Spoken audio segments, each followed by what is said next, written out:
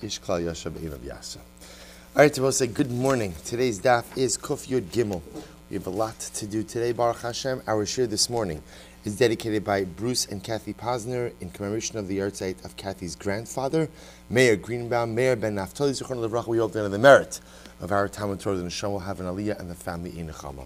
And I will say with that, let's begin. We're picking up page daf Kuf Yud Gimel 113. We are picking up 4 lines down from the top. Meisvei. Dag Tarsos. Remember again, if you remember, we were discussing yesterday the interesting idea about salting a piece of fish together with a piece, in the Bryce's case, it was fowl, it was chicken. And the idea being over here, highlighting or reinforcing the principle that when something is expelling, it cannot absorb. Right? When it's being polate, it cannot be bolea. So therefore, the issue that came up is that when you're salting the fish together with the fowl, the issue is that the fish finishes emitting its blood and its juices faster than the fowl. As a result, while the fowl is still emitting, the fish begins to absorb. So we'll say then the Gemara introduced the idea that the tzir, there's a different problem with the fish, which is that halacha lamaisa, again, it emits not only blood, but it emits tzir as well. So the Gemara says, meisvei, dag tar shemalchim dag tamei, if you salt a kosher fish together with a non-kosher fish, mutter. The halacha is that ultimately, again, the kosher fish is mutter. So the Gemara says, my love, shahayu shtei meluchin. Are we not talking about a case where both were salted? Rashi says, ma lav shnei meluchin, ushma mina tzir nami lo mivla kolzman she'oskim aplita. Now, let's remember again, so we were discussing the idea that there is blood and ultimately, again, these tzir, which literally means brine or juices. The fact that you could salt a kosher fish together with a non-kosher fish, and the kosher fish is going to be okay, it indicates to us that there's clearly not even a release of tzir, right? There's not even a release of some kind of fish juice to be absorbed into the other, which contradicts what we said before, to which the Gemara says, lo, kigon shayatar maliach v'tamei tafel. No, that's not the case. In fact, the case is where the kosher fish was salted, and the non-kosher fish was not. And therefore, in that particular case, the kosher fish is going to be emitting, it's going to be polate because of the salt, and because it's actively being polate, therefore what? It does not have the ability to absorb anything from the non-kosher fish. But yet, look at the end of the sefer of that braysa. Avalim haya tahar maliach. But at the end of the brayse, it said that what Rabbi say, that if the kosher fish was salted and the non-kosher one was not, they would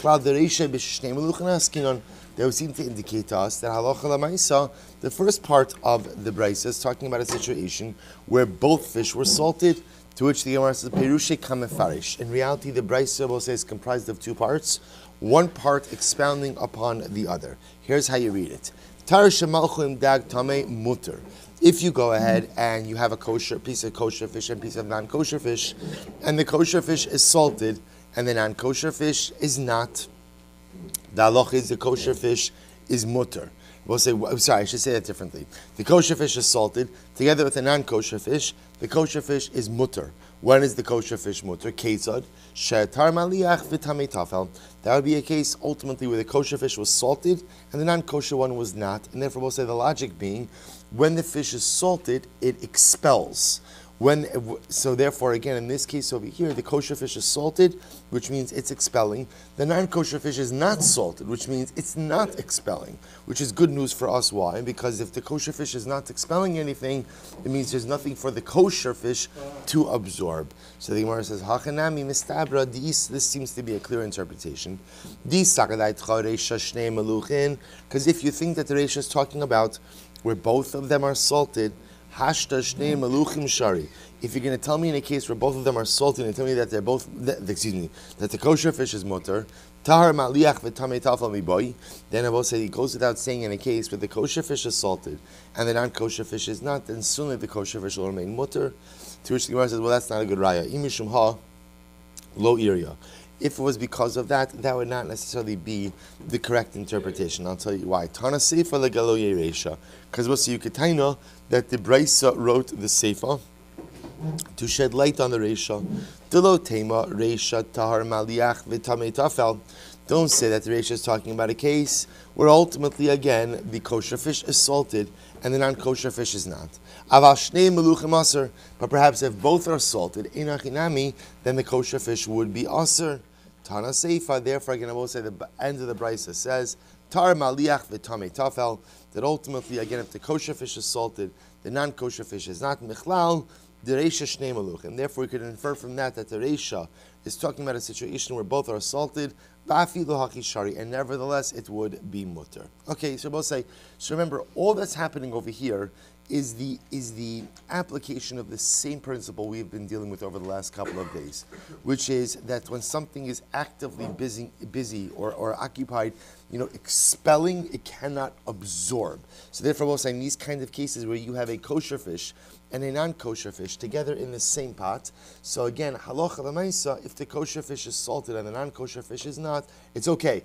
Obviously, the chatchila, you should not do this. We'll discuss that. But if you did it, because the kosher fish is salted, it's busy expelling. Because it's busy expelling, it cannot absorb anything, neither blood nor tzir from the non-kosher fish. So Tashma Miseifa. So we'll say, let's look at the end of the brisa. So the Gemara says, Tashma Miseifa this year. We'll say we're on Kof Yud Gimel Amud Aleph 113, right across from Tosas Ein Machzikin Dam. Tashma Miseifa the Seifa. Let's have a look at the end, the last part of the Seifa. Avalim Haya Tamim Aliach V'Tar Tafel Aser. We'll say, what are the brisa saying? That if the non-kosher fish was salted and the kosher fish was not, the kosher fish would be aser. Tami maliach v'tar tafahu da aser. I could infer from there that ultimately, again, it's only in a situation where the non-kosher fish is salted and the kosher fish is not, that it's aser. Hashnehen maluchin shari.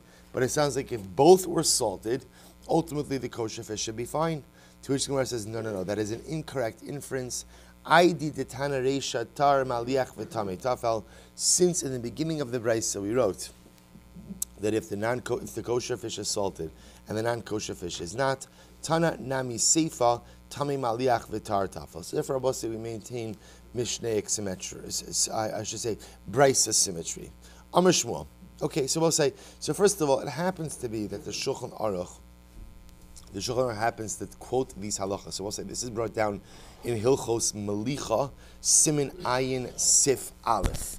So the Shulchan Aruch discusses over here that you are actually permitted to salt multiple pieces of meat together. In a regular case, multiple pieces of meat together. I will say, now what's the havamina that you shouldn't be able to salt multiple pieces of meat together?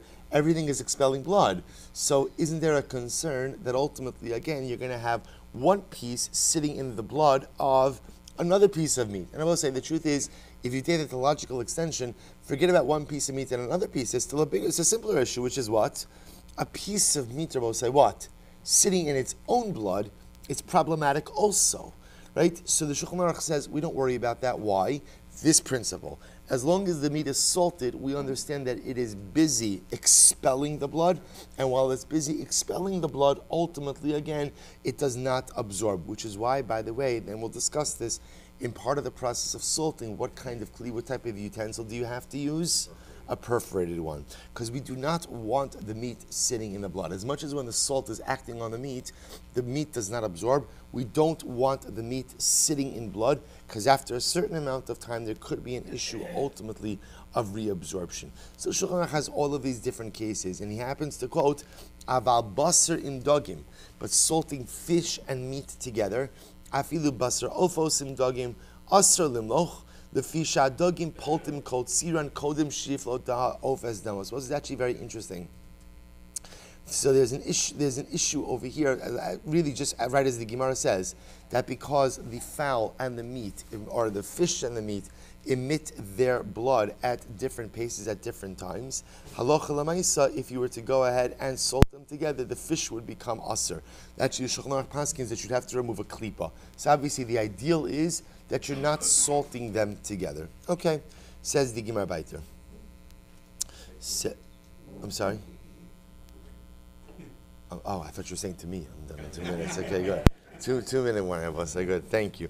So the Gemara goes weiter. We'll say, let's go. So the Gemara says, Itmar. Itmar. So Rav Huna Amar. So we'll say, no. Amar Shmuel, sorry. Amar Shmuel. Eina basar yotze midei damo ela imkin mocho yafa yafa. So we'll say very important halacha.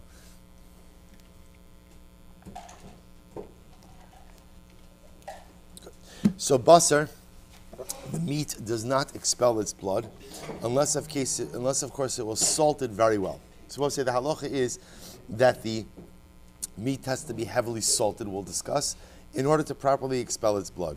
Umadicho yafa yafa. And after you finish salting it, you really have to wash it off very well as well, right? You have to wash it off to make sure that you remove the salt. Then I will say now the reason for that we're going to see is because the salt itself absorbs blood.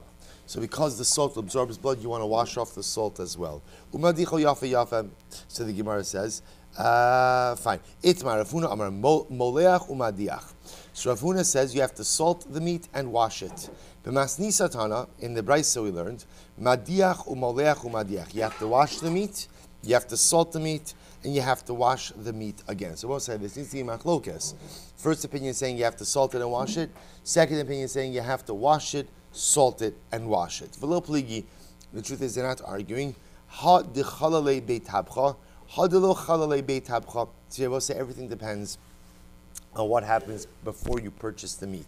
Sometimes the butcher would wash down the meat. If the butcher washed down the meat, then that first act of washing is satisfactorily taken care of by the butcher. Therefore, when you bring it home, all you need to do is salt it and subsequently wash it.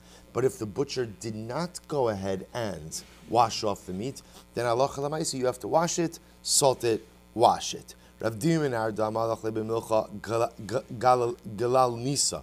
So this is actually very interesting. So Rav Dimi ben Arda used to salt his meat with this salt of gal nisa. Rashi says melach gasa, large salt. I guess this is what they would call today kosher salt, right? He would go ahead and he would salt his meat with kosher salt. Uman fitzle, and after that he would shake it off. Now I will say, now the advantage of using the kosher salt as opposed to smaller salt is because the granules are larger, you could literally just shake it off the meat. It doesn't necessarily require, so remember again, the point of the hadacha, the point of the rinsing is to remove the salt from the meat, because under the assumption that blood gets absorbed into the salt. If you use larger grain salt, you could just simply shake it off. Amar Misharshia. Misharshia says that there are certain internal organs that you don't have to assume that there is blood in there. So the Gemara says, which internal organs are we talking about? Akar kasha, the rectum of the animal. Maya, the stomach, although again we're going to see which stomachs it applies to. Vahadra de kinsa, and the large intestine. Okay, so the idea. So what's the practical idea of this? That halacha l'maisa, if you were to eat any of these parts of the animal, it wouldn't necessarily require a previous salting. Amar Shmuel, in manichin basar maliach ela agabe kli menuka. So we saw this before. Therefore, when salting the meat, you have to put it in a perforated utensil. Remember again, we want the blood to run off. Rav Sheshes malach le garma garma. So the Gemara says, Rav Sheshes would go ahead and salt one piece of meat at a time. In other words, he would not salt multiple pieces of meat together. I will say, why not? Trey my time alo, mishum de parish mehai ubalahai. I will say, because apparently Rav Sheshes was concerned that what's going to happen, what's emitted from one will be absorbed by the other. Therefore, he only salted the meat one at a time. Says the Gemara. So the Gemara says, Chad nami parish mehai gisa balahai gisa. So if that's the case, if you're concerned about reabsorption, and I will say the truth is that concern applies to what? Even to one piece of meat by itself. Literally translated, it means that when it expels blood from one side, it'll be reabsorbed by the other. Ela loshna. Rather, again, halacha l'maisa, as we just saw before, it is mutter to salt even multiple pieces of meat together, and there is no concern that halacha l'maisa, they're going to reabsorb from each other. Why not? Again, I will say, it's actually one of these beautiful sugyas. We're operating just off one basic, simple principle, which is when the item is busy expelling, it will not absorb. So halacha l'maisa again, if at the end of the day, the salt is there, it's expelling the blood, it's not going to absorb. It's not going to absorb from itself. It's not going to absorb from another piece of meat. Amr Shmuel, we'll say first wide line, Kuf Yud Gimel Amud Aleph. Interesting Gemara. Amr Shmuel, Mishun Rabbi Chia, Hashover Mafrakta Shal Behema, if one breaks the neck of an animal, Kodim Shetetze Nafsha, before ultimately again the animal dies. So you break the neck before the animal dies. Hareze Machbid Es Habasar, V'Gozel Es Habrios. We'll say ultimately again this is causing the meat to become heavy, and you're stealing from people. You're stealing from people. Umavli dam ba'ivarim. And ultimately, again, you're causing blood to be absorbed in the limbs. Now, we'll say, now what's happening over here? Look at Rashi for just a moment. It's actually quite interesting. Harezim machbid es habasa. So we'll say, so now what we're saying is, it's considered as if causing the limbs, the meat, to become heavier because there's a more intense blood absorption in the meat. And therefore, we'll say, as a result, I'm stealing from people. How am I stealing from people? Because when someone wants to go ahead and buy a pound of meat, they're looking to buy a pound of meat. The problem is in this particular situation, because there is a more intense blood absorption, therefore again, much of that volume is made up of blood and not of meat. What's happening over here? Look at Rashi. Hareza machbedas habasar, lefisha b'shash shchitasa hitru de lahotsidam. Because we'll say at the time of shchita, so if you ever see, right, shchita videos, right? There's some free time on your hands, right? So we'll say, so that blood comes out strong, right? There is a gush of blood that comes out. So listen to this. So the Gemara says, "Ukishashara mafrakta mitoch tzarasa ein ba koach lis aneachu lahot sidam." So it's actually interesting. Rashi says part of that is because with the shchita, there's like an inner groan of the animal that almost pushes additional blood out. The problem is that when the neck is broken, the animal is compromised, and as a result, again, doesn't have that inner koach to expel the blood. V'nacha v'shoketes v'adam nivla be'evereha umachbid abasar. And therefore, we'll say as a result of the lack of inner strength of the animal, not like inner emotional strength. I mean like just strength of the animal because it's already been physically compromised. Therefore, the blood does not leave the animal as easily. Because of that, where does that blood go? It remains absorbed in the meat of the animal. And therefore, it says Rashi, umachbed abasar, v'nimtza gozel as habrios kishu mochra b'mishkal v'adam shokel. Therefore, it turns out that you're effectively stealing from people. You're cheating people when you sell the meat at a certain weight, but in fact, again, it's not that volume of meat. Much of it ultimately, again, or some of it, is still going to be blood. So the Gemara says, Ibailu. So the Gemara says, Shaila. So, Ibailu. Hechi kamar machbid esavas v'gozal sabrios. Mishum de mavliya dam be'ivarim. Halididei shapir. O dilma lididei nami asas. So the Gemara therefore asks a question. When we say that the blood gets absorbed into the meat, so what does that mean practically? Does that mean that there's just an issue over here, there's a business issue about cheating people? I'm selling 10 pounds of meat, but in fact it's not 10 pounds of meat, it's 8 pounds of meat and 2 pounds of blood. But again, for myself, I could eat that. There's no problem for me to eat it. There's just there's a choshen mishpat issue that I have to work out. Or is it saying that, no, I can't eat it either? Why? Because this type of situation leaves off with an animal, with the meat, saturated with so much blood that it is impossible to properly remove all of that blood from the animal. So this is not only a choshen mishpat issue in terms of a sale, but this is a kashrus issue vis-a-vis myself as well, to which the Gemara says, Teku. We're not sure. We're not sure. The Yanav is going to have to answer that for us. Is this just a commerce issue, or is this a kashrus issue as well? That remains to be seen. So the Gemara goes weiter. Hama'ala as ha'ofim ha'gvina ala shulchan. I will say if a person goes ahead and brings up chicken together with cheese on his table, eino over below sasa. Ultimately, again, there is no losasa, right? There is no prohibition associated with that. So the Gemara says, okay, that's interesting. Ha'ochlo over below sasa. What I could infer from that is there may be no problem with putting them on the table together, but I could infer from that there is a problem with eating them together, and I'm in violation of a lo sase. Which lo sase, Rabosai? Presumably basar b'chalav, shmamina basar of b'chalav daraisa. What do you see from here?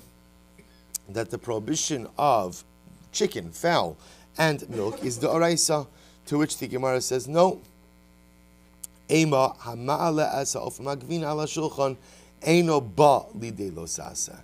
Rather, the way you have to read the Mishnah is as follows. We'll say, why is it? Let's go back for just a moment. Remember, we learned you can't eat milchiks and flesh. You can't eat meat and milk at the same table. Very important halacha. You can't eat milk and meat. Why not? Why not? There's nothing wrong with going ahead and having milk and meat at the same table. What are we concerned about? That you'll come to eat it together, right? So I will say, so there again, I'm making exered, and remember again, even though the Gemara said, even if you eat them together, sonin b'tsonin, it's called. But again, you could have situations where it could lead to mamish basar b'chalav. So therefore, again, there's exered rabbanon that you can't go ahead and bring milk and meat up on the same table, lest you come to go ahead and violate an issur d'oraisa. But that issur d'rabbanon, that protective gzeira, is there to shield you from violating an issur d'oraisa. What the Gemara is simply suggesting over here is you could eat chicken and milk at the same table. You could put them at the same table. Why? Because I will say, even if you were to chas v'shalom, I say chas v'shalom, eat them together, it would not be an issur d'oraisa. Because there's not an issur d'oraisa, therefore there's no need for the rabbinic protective fence. Good. So everyone say, a person could have chicken, and again, obviously, we don't do this. We do not do this, right? Right, correct. Good. Right, no chicken parmesan. No, that's right. We don't do this. Meaning, even though again, technically speaking, one may be able to do it, but halacha l'maisa, we know we don't do this for a very simple reason. Very simple reason. Essentially, we treat chicken like meat. We're going to get into this more, but we don't really make this distinction. I'll tell you where we do make this distinction between chicken and meat in situations of a chola. In situations, right, sometimes a person needs to have both types of food items within a closer proximity to each other. So it could be mako sometimes with the amount of time that you have to wait between chicken and milk if a person has a compromised situation. Young children we're being mechanich them in waiting, so there's a need to wait between meat and milk. Again, sometimes be a little bit more mako with chicken and milk. But again, in general, halacha l'maisa, we go ahead and we treat fowl just like basar. Good. But let's say now we get into an incredible Mishnah. I mean, they've all been incredible. But let's say now we get a little bit more like into the interesting of like the basar b'chalav 101. Basar behema tahora b'chalav behema tahora asar levashal v'asar ba'ana. So we'll say meat of a kosher animal and milk of a kosher animal. We'll say that is basar b'chalav mid'oraisa. Therefore, you cannot cook it. You cannot get benefit from it. Now, we'll say obviously included in benefit is what? Is achila, is eating it. So you can't eat it, you can't cook it, you can't get hana from it. However, basar behema Torah, if you have kosher meat, b'chalav behema tameya, in non-kosher milk, or basar behema tameya, b'chalav behema tahora, or I will say for that matter again, non-kosher meat with kosher milk. So ultimately, again, mutter levashal mutter ba'ana. You're permitted to cook this, and you're permitted to get benefit from it. Obviously, you can't eat it because it's not kosher, but it's not basar b'chalav. We'll say this is perhaps one of the most incredible halachos when it comes to basar b'chalav, which is basar b'chalav is only created through kosher meat and kosher milk, which I will say is so funny. I mean, it's not funny, but it's interesting because sometimes like the paradigmatic example you have of basar b'chalav is what? Is a cheeseburger. Right? So I will say, so what's interesting, and even the truth is, that's not even a good example for a different reason, because you're not even really being actively cooked together.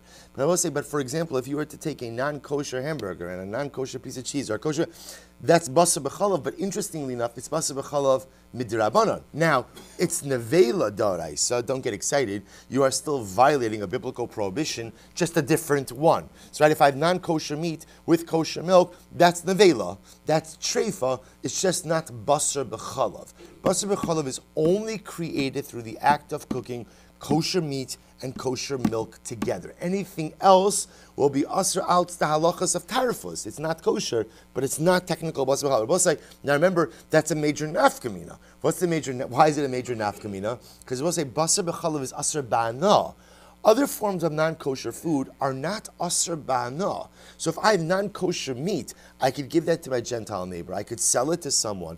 Basar b'chalav is mamish off limits. So again, therefore only basar b'chalav on a technical level if it's kosher meat and kosher milk. Rabbi Kiva says, Chaya v'of ina min haTorah. Rabbi Kiva says furthermore, Chaya, we'll say which is non-domesticated animal, oaf, which is fowl, are not asr min da'araisa for basar b'chalav. Shneimar, lo siva shel gedi b'chalev imo gimel pamim. Because the pasuk says, you shall not cook a kid, right, gedi, in its mother's milk 3 times. Why 3 times? Prat lachaya, ula oaf, ula behema tameya. So we'll say in Rabbi Akiva's model, each of those gedis are coming to exclude something. One gedi is coming to exclude chaya, one gedi is coming to exclude oaf, and one gedi is coming to exclude non-kosher animals. Rabbi Yosef Lili Omer, Ne'emar lo sochlu kol nevela, v'ne'emar lo seva shel gedi b'chalev imo.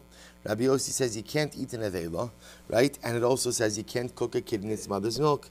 Es she'aser mishum nevela, aser levashel b'chalav. Anything Rabbi say that is aser alts nevela, meaning say any animal which can become a nevela and never become aser, will be chayiv for basar b'chalav if you cook it with milk.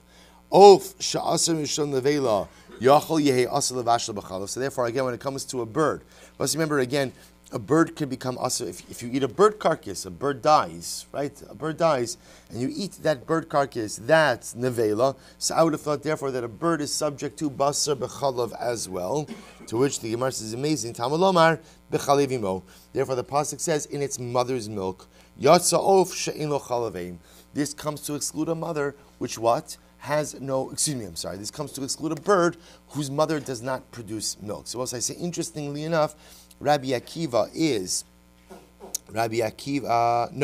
Lili, is agreeing with Rabbi Akiva, at least in oaf, right, and agreeing that oaf bechalav cannot become asr min d'oraisa, because ultimately, again, it does not satisfy the criteria of chalev imo, but he's arguing, as we're going to see, on chaya and on behema tameh. Good. So we'll say, let's analyze the Gemara. So how do we know? So what the Gemara is asking over here, we'll say, is as follows. The pasuk says, "Lo siva shel gedi b'chalev imo." Right, so a gedi, right, a kid, a young sheep. So right, chagadya. Right. So how do I know that basar b'chalev applies to other animals? In other words, how do I know that it's just not gedi? So we'll say, watch this. Amar B'Elazar Makra is amazing. Vayishlach Yehuda es gedi ha'izim. So we'll say, so the pasuk says, remember again, this is after Yehuda has the rendezvous with Tamar, doesn't know it's Tamar, and wants to pay her afterwards. So what does he send her? Amongst other things, he sends her a gedia izim, right? A young goat. So we'll say Amud Beis. So the Gemara says, Kan gedi izim, hakol makom shenemar gedi stam, va'afilu para v'rachal b'mashma. So we'll say, this is really quite amazing. So here, interestingly enough, what the Gemara is picking up on is, it calls it over here gedi izim. Gedi'izim. So the fact that it qualifies Gedi'izim tells me that here, because it's qualified, it refers to a specific type of animal. But wherever else you find the word Gedi, that's even stam. That refers to all animals. Afilu para v'racha b'mashma. Even a cow, even a sheep is included in that. V'leilif minei. But I don't understand. Why don't I say just the opposite? Why don't I learn from Gedi'izim? That's what? That gedi actually just means gedi'izim and nothing else. I'll tell you why. Because ksiv kra'achrina. Because we'll say there's another pasuk. Ve'es oros gedi'izim. We'll say this is by Yaakov Avinu, when he goes in and he dresses up as Esav. So the pasuk says that his mother gave him the skins of the gedi'izim. Kan gedi'izim. So we'll say, what do you see from here? You see from here over here that halacha l'maisa, it's qualified as gedi'izim. When the Torah wants to refer to a goat, it calls it gedi'izim, which tells us that what? That anywhere else where it just says gedi, what's the halacha? It's any kind of animal. Any kind of animal. Hakom makom gedi stam, afilu para v'recha b'mashma. The fact that the Torah has to qualify gedi'izim tells me that unqualified gedi'izim, i.e. just gedi, refers to any type of animal. So the Gemara says, "V'leilaf minei." So I don't understand. But why don't you learn that over here from Yaakov Avinu that halacha l'maaseh gedi'izim means gedi'izim, to which the Gemara says, "Havuluhu shnei ksuva b'ayin ke'echad." Because we'll say, remember again, I have now 2 psukim. I now have two psukim. Ultimately, again, that are teaching me the same exact thing. Shnei ksuvim habayin ke'echad. And it says the Gemara, V'chol shnei ksuvim habayin ke'echad ein melamdin. So I'll say, so remember again, we've had this principle many times throughout Shas, which is that whenever you have two psukim, see, I would say, if the Torah teaches you something once, then what? I could say that one teaching is to create what? Is to create a paradigm, right? Or to create a principle, a framework. When you have a concept mentioned twice, that means the Torah is actually telling me that what? The principle mentioned, the articulated principle, dafka applies in the situations where it is mentioned, but cannot be learned out to apply to other circumstances. That's shnei ksuvin habayin ke'echad ein melamdin. To which the Torah says, now what do I have? I have something very interesting over here. I have two times that the Torah says gedi izim. The fact Torah says gedi izim tells me that when it says gedi izim, that means what? Dafka gedi izim. Which I can learn out from there to mean that what? That Allah Chalamaisa, when it says just stam gedi means any type of animal. So the Gemara says, Hani Chalman Damar Eimal Amdin. That's fine according to the opinion who says that if a pasuk states something twice, you cannot learn a principle from it. But according to the opinion who says that even if the Torah says something twice, halacha l'maisa, you could still learn out a principle from it. What is there to say? To which the Gemara says, Trei me'ute ksivi. Ultimately, you're going to say by both times, by Trei me'ute ksivi, there are two me'utim that are written. The Gemara says, Ksiv izim ha'izim. If you look at Rashi for just a moment, it's the last of the wide lines on top. Trei me'ute ksivi, hey dichsiv b'chol chad mi'utahu. But there is a hey mentioned in each of those psukim, which is a mi'ut, a limiting factor, to teach us that it's dafka in these circumstances that gedi means gedi izim, but otherwise when you find the word gedi refers to any animal in general. So we'll say, so that is piece, so therefore again, piece number one that the Gemara has established is that even though the Torah phrases it as lo sivashel gedi bechalivimo, gedi does not just have to mean a particular type of animal like gedi izim, because when the Torah wants to tell you gedi izim, what does it do? What does it do? It says gedi izim. If it doesn't say that, then halacha l'maisa, again, it refers to any type of animal. Good. Amar Shmuel. Gedi l'rabos es ha'chelev. Gedi l'rabos es ha'mesa. Gedi l'rabos es ha'shalil. So what's listen to this. So Shmuel says, when the Torah says gedi, by lo sevashal gedi b'chalivimo, it's coming to include a variety of things. Number one, it's coming to tell me chelev. But chelev is the forbidden fat of the animal. That if you go ahead and you cook the forbidden fat, the chelev, with chalav, that ultimately again you'll be chayiv for basar b'chalav. And we'll say, of course, now the novelty in this is what the chalev is already aser, right? The chalev is already aser. Yet if you take that same chalev and you cook it together with milk, you'll be chayiv out basar b'chalav. So again, we'll discuss that in just a little bit. Gedi, the Rabbi says hamesa. If an animal died, Rabbi say, if an animal died and you cook it with milk, ultimately again you are chayiv for basar b'chalav. The novelty in that is what? Again, the meat is already aser. Else what? Else nevela. Next, Gedil Rabos as Hashalil. Gedil comes to include a fetus. That if you go ahead and you take a fetus from an animal and you cook that in milk, ultimately again that is basar b'chalav. Gedi lahotzi es hadam. Now, Bosai, not only does Gedi include things, Gedi also excludes things. So, for example, Gedi excludes blood. Excludes blood. Saloch l'maisa, again, if you go ahead and you cook blood and milk, that's not basar b'chalav. Gedi lahotzi es hashalya. So we'll say Gedi ultimately excludes the placenta. If you take the placenta of the animal, cook it in milk, there is no basar b'chalav. Gedi lahotzi es hatmeya. And Gedi teaches us that if you take non-kosher meat and cook it in milk, you are not chayav for basar b'chalav. So the Gemara says, let's analyze this. B'chalivimo, furthermore, the pasuk says in its mother's milk. What does this come to exclude? V'lo b'chalav zocher. Ultimately, I will say, for some reason, if you were to have a male animal that would have a little bit of milk, ultimately, again, halacha l'maisa, that milk, and you were to cook meat in that milk that you got from a male animal, that would not create a basar b'chalav situation. B'chalav imo, v'lo b'chalav shchuta. Say furthermore, it's actually very interesting. You only chayav for basar b'chalav where?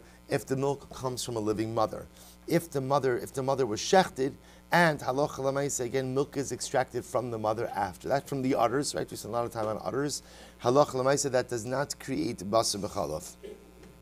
B'chalavimo v'lo b'chalav tmeah. Furthermore, again, it's only the mother's milk and not the milk from a non-kosher animal.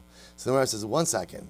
Hot lasa gedik sivi. So the Gemara says, Shmuel, you got to come down here a little bit, because the truth is, the word gedi is mentioned 3 times, and you just learned 6 things from 3 words, right? 3 things to be included, 3 things to be excluded. Va'anan shisa darshinan kasavar Shmuel. So we'll say in reality, Shmuel holds isser chalal isser. The isser chaylev in reality, Shmuel holds, and this is kind of obvious, that isser chalal isser. That remember again, even if something is already asser, another state of isser can devolve upon that already pre-existing state of isser. That's why Shmuel said that halacha l'maisa, if you have chaylev, right, which is already asser, but you cook the chaylev in milk, ultimately again it's basar b'chalav, which means it's asser chaylev, right? Nevela, not nevela. What was the other case? I'm sorry. Mesa, right? If the animal's dead, it's already nevela. You cook it with chalav, you are going to be chay basar b'chalav. So Shmuel clearly holds isser chalal isser. So therefore, again, the isser chaylev u'meisa mechad kranaf. In reality, again, you can learn out the isurim of chaylev and nevela and the dead animal from one pasuk. Nafki dam. So the Gemara says mechad kranafki. Excuse me. Dam nami lav gedihu. Ultimately, again, blood doesn't really need a separate limud. Why not? Because obviously there's no prohibition of basar b'chalav with blood and milk. Why? Because blood is not basar. V'shalya nami pir sheba'amahu. And ultimately, again, the placenta is really just is pir sheba'amahu means it's just something discarded. So therefore, also what the Gemara is essentially saying is Shmuel made a whole list and he made it look like he's learning out all of these things from the psukim, but in reality, he's only learning out some of them from the psukim. Many of them are just quite intuitive. So the Gemara says, "Ha pashaluhu trey." That leaves me 2 gedis, and what do I learn from there? Chad l'rabo says hashalil. One is to include the fetus in the prohibition of basar b'chalav. V'chad l'meute behema tameya, and one is to exclude behema tameya from the isra basar b'chalav. So the Gemara says, "V'savar Shmuel isra chalal isra." Is that really true that Shmuel holds that one isra can devolve upon another isra? See, remember again, Shmuel has to hold that way, because if he doesn't hold that way, then how can you ever have chaylev become asr al basar b'chalav, right? Chaylev is already asr, yet Shmuel says if you cook chaylev in chalav, you are going to be chayiv for basar b'chalav. Does Shmuel really hold isra chalal isra? After all, v'ha'amar Shmuel mishum Rabbi Elazar, minayin l'koyin tamei sha'achol truma tameya she'ena b'misa. How do I know that if I have a kohen who is already tamei, who ate truma, which is already tamei, she'ena b'misa, that he's not put to death? Under normal circumstances, if a kohen who is tamei eats truma, he's chayiv misa. What Shmuel is saying over here is that if I have a kohen who's tamei, who eats truma, which is tamei, it's aser, but there's not a chayiv misa. Where do I know that from? Shene'emar umeisu bo ki yechalaluhu. They will die because they have profaned it. They have profaned the truma. Prat lezu shemichulales v'omeles. This comes to exclude this truma, which what? Was already tamei. So the Gemara says, Ibai sema. So which we're supposed to say, so again, so what do you see from here? So therefore again, the Gemara is suggesting that based on this, here if you take a look, so, well let's see the Gemara. Ibai sema. So therefore, how do we reconcile this? It appears that ultimately again, Shmuel does not hold of Isser Chalal Isser, right, in this particular case of Truma, yet before you said that he does hold of Isser Chalal Isser. So which one is it? To which the Gemara says, Ibai sema, Bi'ama Isser Chalal Isser. In reality, Shmuel normally holds that Isser is Chalal Isser. V'shayni hasam, and Abba say this case of Truma is different. Why? Demiet Rachmana umesu bo. Because Abba say the pasuk, it's a limiting phrase. The pasuk says, and they will die because of this. Limiting the Chi of Misa to a very specific context of what? Of a Tamei Kohen who eats Tahar Truma. Therefore, if you are a Tamei Kohen who eats Tamei Truma, again, the pasuk limits you. This is not a case of Isser Chalal Isser. This is really what we call like a Gzeres HaKasav, to which the Gemara says, Iba Yisema, B'yama Kasav Shmuel in Isser Chalal Isser, or another possibility. Really, Shmuel doesn't hold of Isser Chalal Isser. V'shayni hacha, and Abba say it's different over here by Basar B'chalav, that even if you take chaylev and cook it with milk, that it will become Asra Basar B'chalav. Abba say first wide line, Kof Yud Gimel, the Rabbi Rachmana Gedi, because the Torah uses an all-encompassing lashon of Gedi. And therefore, because the Torah uses a broader lashon of gedi that comes to even include chaylev. V'baisem, another possibility is hadidei hadrabe. So this is probably the easiest answer out of all of them. Shmuel is quoting two different opinions, right? There's the opinion of himself, and there's the opinion ultimately again of his Rebbe. That one of them held Isser Chalal Isser, one of them held Ein Isser Chalal Isser, and therefore again you could have two different rulings in two different cases, and they're not contradictory.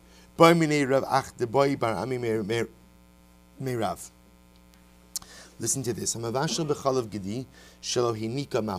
But say, what happens if you cook meat in milk, but the milk came from an animal that never nursed its young? So we'll say, so the animals, Rashi points out, the animals towards the latter stages of pregnancy, where it already is developing milk, but ultimately, again, has never actively nursed. So we'll say, so what's the status of that mixture? Well, this is actually a very interesting question. If you look at Rashi, Rashi says, Shalohi Nika, it's 5 lines up from the bottom, Lo yolda me'olam, ve'esh la chalav, kishi krova li me'leidasa, midai kinan imo, shaisi imo kvar olo. So we'll say, what the Gemara is asking over here is, how literal do I have to be in the pasuk? The pasuk says, Lo sevashel gedi b'chalev imo, and it's mother's milk. To be a mother, so to be a technical mother, then what? The mother has birthed its young and nursed it. So does the milk dafka have to come to from an animal that has already nursed its young or not? To which the Gemara says, Amarlei miditzricha l'shmuel l'meimar b'chalav imo b'lo b'chalav zachar. The fact that Shmuel had the darshan before, that's what? It's dafka mother's milk and not milk that comes from a male animal. Zachar hu d'lo asi l'chlalim. It's dafka milk from a male animal, which can never become a mother. Ultimately, again, that does not create basar b'chalav. Aval hai kevan debalich lal aim aser. But this female animal, since she can become a mother, ultimately, again, even if she has never yet nursed, her milk can create the basar b'chalav. Itmar hamavashal chaylev b'chalav. We'll say, what happens if you go ahead and you cook chaylev in milk? So the Gemara says, Rabbi Amir, Rabbi Asi, Chad Amar Loke, the Chad Amar Eino Loke. Both say machlokes. One opinion says you get malchus, one opinion says you don't get malchus. So we'll say, what are they arguing about? The man da Amar Loke, Kasavar Isser Chal al Isser.